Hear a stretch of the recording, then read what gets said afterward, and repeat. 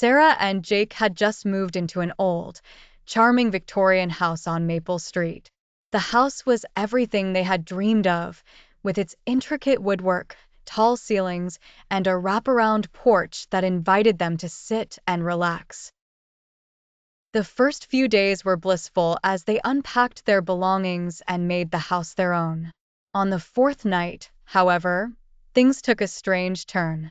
Sarah was jolted awake by the sound of footsteps echoing through the hallway. She nudged Jake, but he was sound asleep. Her heart pounded as she strained to hear more. Eventually, the noise subsided and she drifted back to sleep. The next morning, she brushed it off as the house settling. But the following nights were worse. The noises grew louder and more frequent. Doors creaked open on their own, and there were whispers she couldn't quite make out. Jake remained skeptical, attributing the sounds to the age of the house. However, Sarah's unease grew.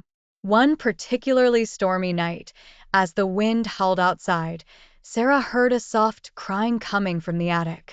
This time, she couldn't ignore it. She grabbed a flashlight and shakily made her way up the narrow stairs, her breath visible in the cold air. As she reached the attic door, it swung open on its own.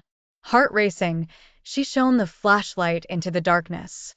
The beam fell upon an old, dusty trunk in the far corner. She approached it slowly, the cries growing louder with each step.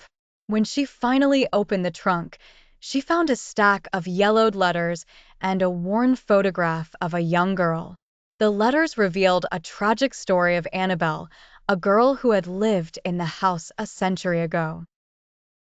She had died in a fire, and her spirit was believed to be trapped in the attic. Sarah felt a cold shiver run down her spine.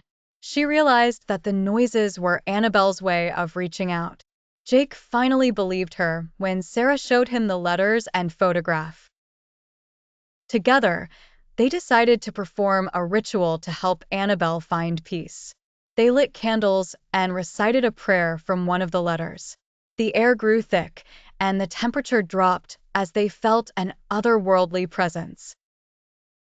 Suddenly, the candles flickered out, and just as quickly, a sense of calm enveloped the room. The noises ceased from that night onward. Sarah and Jake remained in the house, now understanding the importance of its history and the souls who once inhabited it. They lived in harmony, never forgetting Annabelle's story and the connection they had with the old house on Maple Street.